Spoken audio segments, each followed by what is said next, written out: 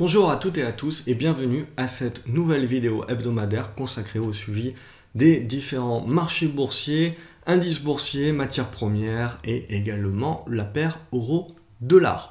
Donc comme d'habitude, si vous appréciez ma vidéo et afin de m'encourager, n'hésitez pas à me mettre un petit pouce bleu en bas de la vidéo, ça me fera toujours plaisir. Également, abonnez-vous à la chaîne YouTube de manière à recevoir une notification dès que je publie une nouvelle vidéo afin de ne rien louper.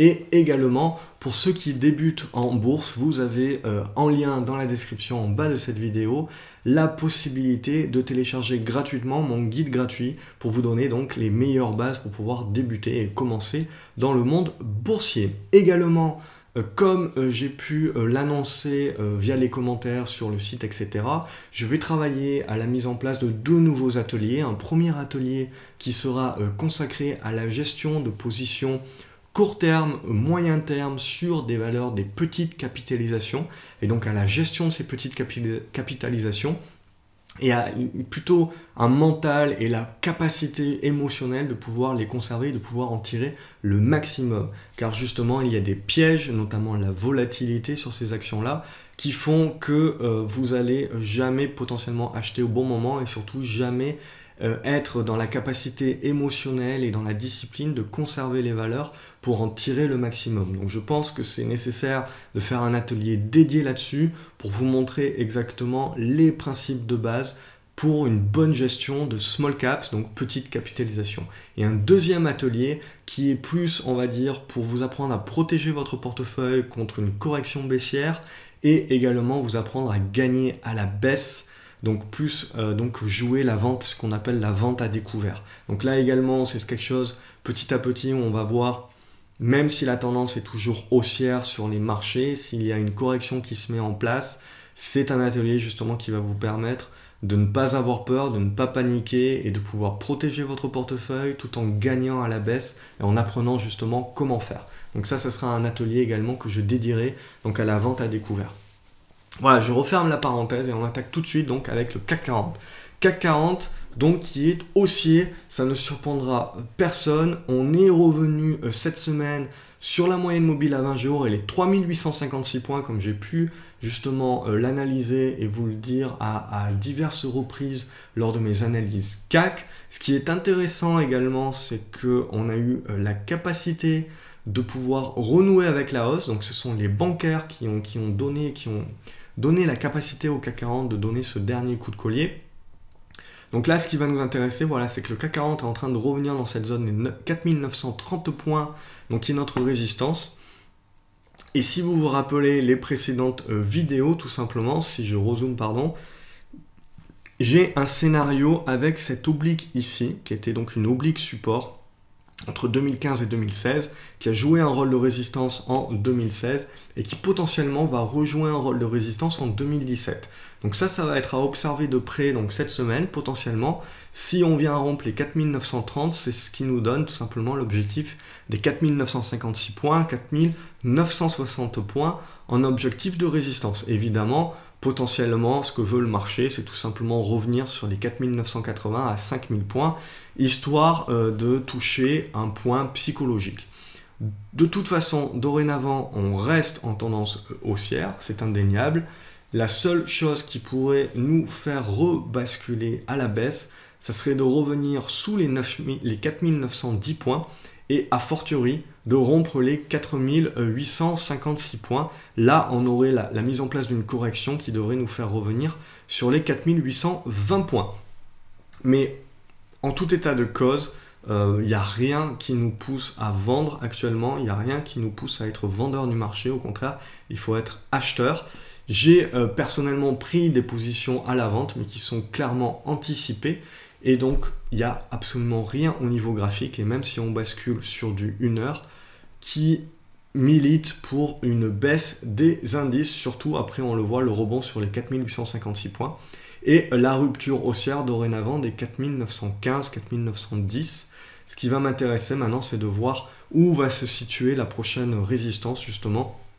Et ce n'est que si le CAC 40 venait à repasser sous les 4910 qu'on aurait potentiellement, et a fortiori sous les 4890 points, qu'on aurait là potentiellement du coup un retournement qui se remettrait en place avec du coup un échec sur le point haut du jour.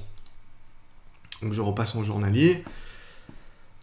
Donc ça, c'est ce qu'on va observer la semaine prochaine. Donc si cette hausse du jour est un nouveau départ haussier, ou au contraire, si c'est un piège à bout, ce qu'on appelle, et le piège se refermera sous les 4910 et a fortiori 4856 points.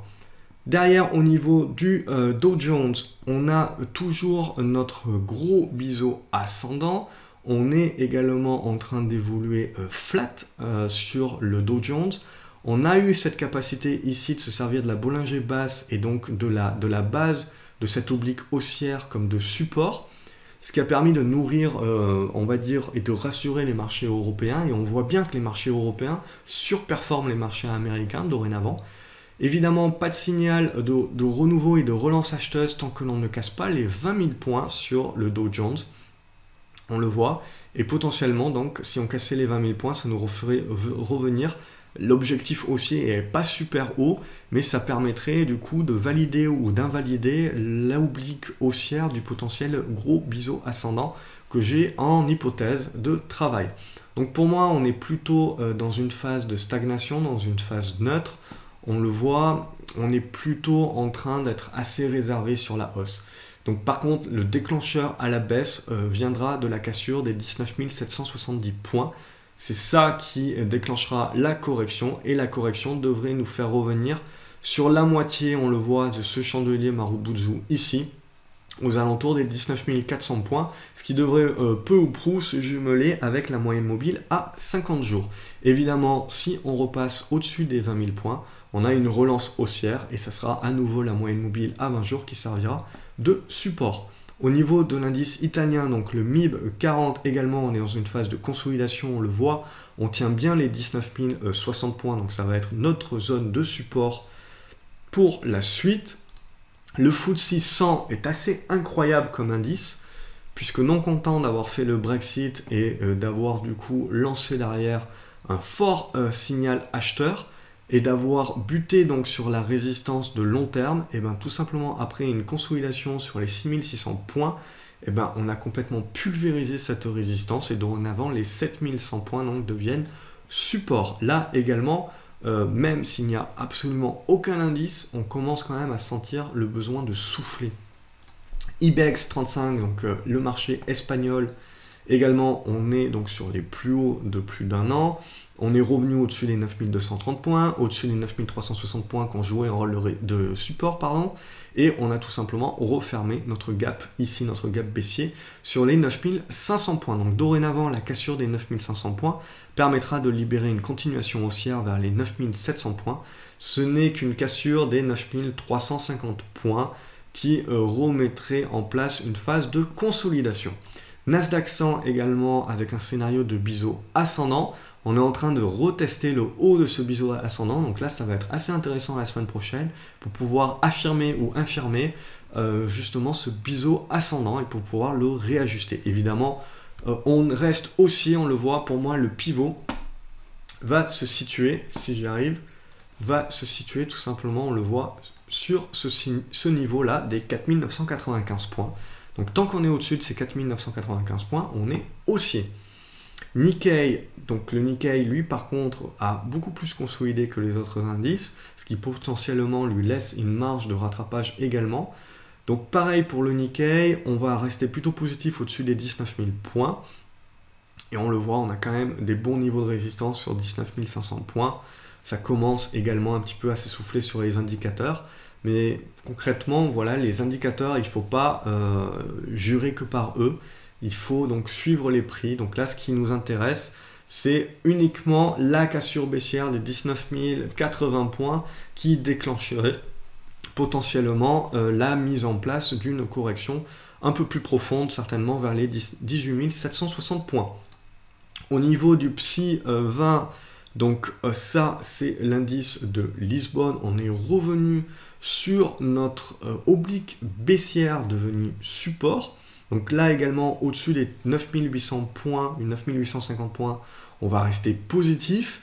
Mais on va dire que l'indice de Lisbonne est quand même l'indice le plus faible européen, car il a échoué, on voit, à rompre les 10 330 points. Donc, tant qu'on est sous les 10 330 points, il n'y a pas de signal vraiment acheteur, de retournement haussier durable sur l'indice portugais.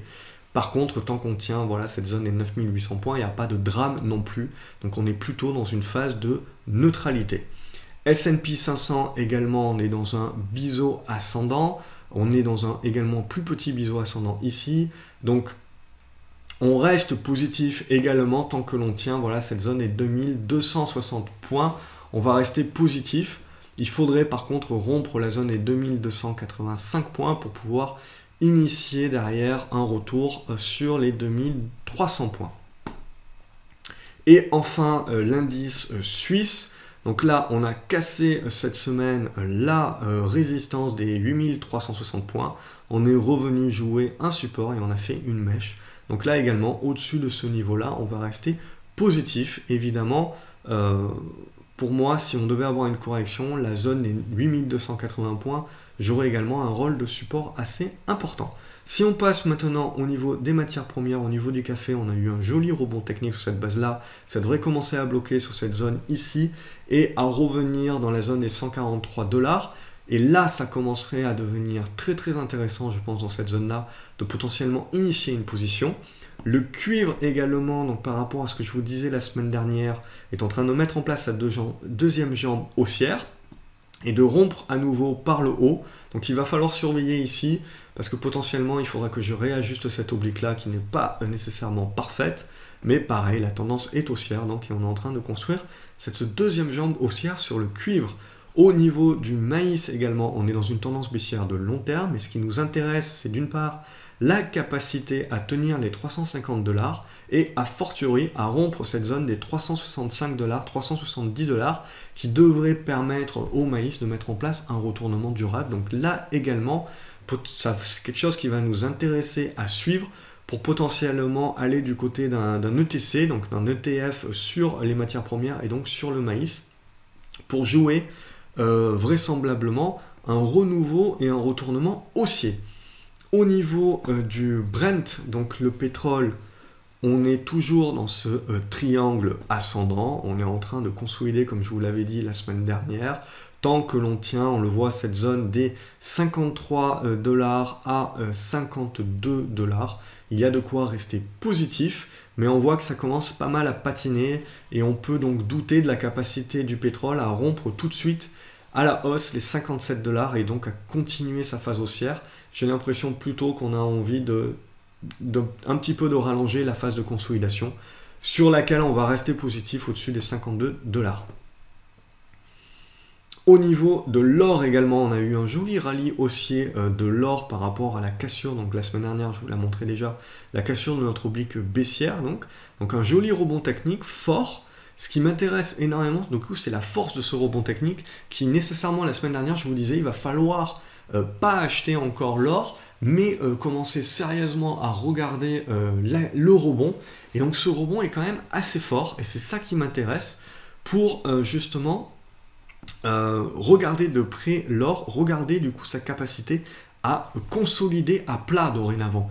S'il arrive à consolider à plat dans cette zone, voilà, comprise entre 1175 $, 1190 $, ça va être une zone quand même assez forte d'accumulation où ça pourra vouloir dire que le rebond technique va vouloir se prolonger vers cette zone des 1240 $. Évidemment, on reste plutôt dans une tendance baissière pour le moment à long terme, mais vous le voyez, on a une très large figure ici, tac, tac, qui va nous donner quelque chose en 2017, c'est clair et net. Donc pour le moment, c'est essentiellement un rebond technique, mais voilà, il va falloir vraiment surveiller l'or ces prochains mois, car ça devrait pouvoir nous donner une tendance assez appréciable. Pareil pour l'argent également, donc rebond technique qui est fort, on est à peu près dans cette même figure de long terme, et là également pour moi je m'attends plutôt donc à une consolidation à plat, et cette consolidation à plat devrait générer une accumulation, et potentiellement c'est là un signal d'achat pour une continuité du rebond qui devrait pouvoir revenir dans cette zone des 17,60 $, 17,70 $. On va garder donc ce billet haussier tant que l'on arrive à tenir les 16,30 $. Et enfin le blé. Donc pareil que pour le maïs, pour moi au niveau du blé, on est en train de mettre en place un retournement haussier. Il demande évidemment encore validation puisqu'il est un petit peu prématuré, mais au-dessus on le voit des 410 $, il y a de quoi être positif.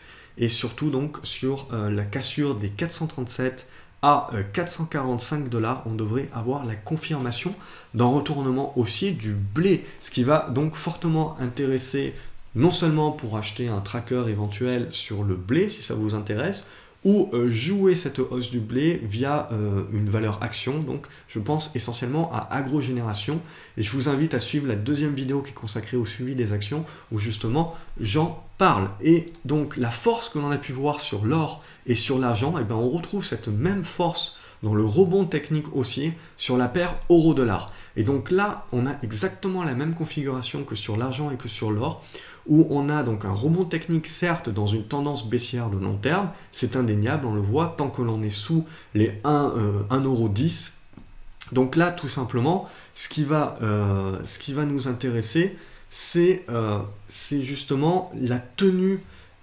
justement de notre euro sur les 1,05. Et sur cette tenue des 1,05, 1,0550, donc c'est plutôt cette consolidation à plat qui là va nous intéresser et qui va vouloir en fait nous inviter à nous dire bon bah il va y avoir en fait une continuité de ce rebond technique qui va très certainement revenir vers la zone des 1,08. Donc c'est ça qui va nous intéresser dans ces prochaines semaines à identifier. On a des gros volumes quand même à l'achat. Donc si on garde un petit peu la même relation que l'on a inverse entre l'or, l'argent, l'euro-dollar et donc le CAC 40 et les indices boursiers en règle générale, on serait plutôt tenté de dire qu'on va être dans une phase de distribution dans les prochains jours sur les actions, donc une phase de consolidation, et plutôt dans une phase d'accumulation donc sur les matières premières d'une manière générale, l'or et l'argent d'une manière particulière, et puis également donc l'euro-dollar. Donc sur 1,06, donc ça, ça va nous intéresser, voilà, si ça venait à consolider sur les 1,05 et à les tenir, une consolidation à plat, c'est ça vraiment qui va nous intéresser à suivre. Et si cette consolidation se fait à plat, tient les supports, ça sera pour moi également un signal de faiblesse pour les indices boursiers et un signal justement de réduction de la voilure sur les actions et de commencer tout simplement à protéger son portefeuille. Voilà, donc comme d'habitude, si la vidéo vous a plu, n'hésitez pas à me mettre un pouce bleu, ça m'encourage à continuer. Également, abonnez-vous à la chaîne YouTube donc de GraphSeo, de manière à recevoir une notification dès que je publie une nouvelle vidéo. Et puis également, pour ceux qui débutent, n'hésitez pas à télécharger mon guide gratuit, vous trouverez le lien en bas dans la description, en bas de cette vidéo. Et puis également, je vais vous tenir au courant donc pour la sortie de 2 ateliers, donc un consacré aux petites capitalisations et à la manière de les trader de manière idéale, surtout en ce début d'année où j'ai pu le voir, et notamment vous allez le voir dans la deuxième vidéo, où on a quand même beaucoup de valeurs de petites capitalisations qui sont dans des phases de retournement et donc qui ont des vraies opportunités haussières. Et également donc un deuxième atelier, donc plutôt qui est axé dans la protection de votre portefeuille contre toute baisse des marchés et surtout la capacité à pouvoir jouer de la vente à découvert et donc gagner également à la baisse. Donc je vous tiendrai au courant tout simplement de la sortie de ces 2 ateliers. Donc il ne me reste plus qu'à vous souhaiter un excellent week-end. Je vous remercie de suivre ces vidéos et puis je vous dis à lundi sur le site graphseobourse.fr.